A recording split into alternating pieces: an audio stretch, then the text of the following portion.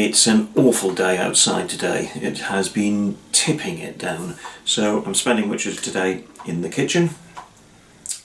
And today I'm going to be making rhubarb and apple jelly. Now it's the start of autumn, just about 3 days, 2-3 days into autumn. And that means that we've got loads and loads of apples. In fact, here is a tiny proportion of the apples that we've got. And we'll have sackloads, there's still more, loads and loads of them to come in. So we use the apples to make the jelly, the rhubarb and apple jelly, because that's where the pectin is. Now the rhubarb, it was pretty yuck, that what we picked in, but it was the last of the crop, so it was better boiled up than try to make it into pies or anything like that. So that's the reason why it's all being used to make jelly. So I've boiled up the rhubarb and I'm just taking it off and letting it strain, and then we're going to chop the apples and they'll go back into the pan and they'll be boiled up in the rhubarb juice. Right, that's the apples now chopped up and back in the pan with the rhubarb juice. If you're making just a small quantity, then you can put your apples and rhubarb in together to boil up together, but we make rather large quantities. We've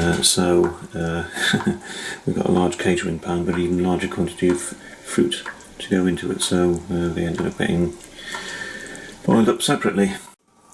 The apple is now boiled up, ready to be strained. The pulp has been strained, so we've got 2 large bowlfuls. So these will be boiled up tomorrow with sugar to make the jelly. It's now the day after, so I've measured the liquid. We've got 5 litres there, so it's on the cooker. It's going to be brought up to the boil, and then we'll add sugar, 1 kilo for every litre of liquid. Right, it's now come up to the boil, so time to add the sugar, and once that's added, bring it back up to the boil again. Right, as you can see, it's now back up to the boil, and you want to keep it on a rolling boil until you've got to the setting point, and I'll show you that in a moment. But if you've got this foam layer, don't worry about it.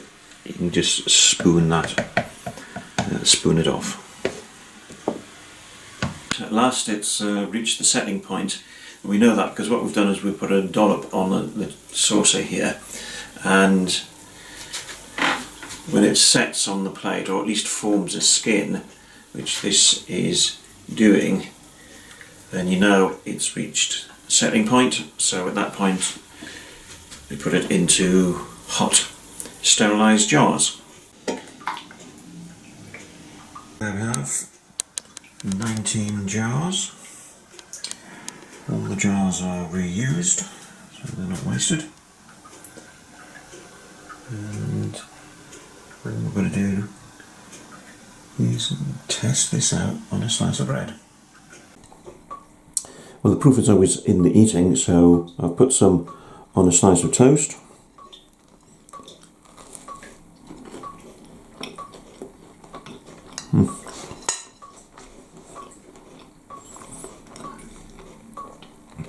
It's got a slight tang to it, obviously, because it's got rhubarb in.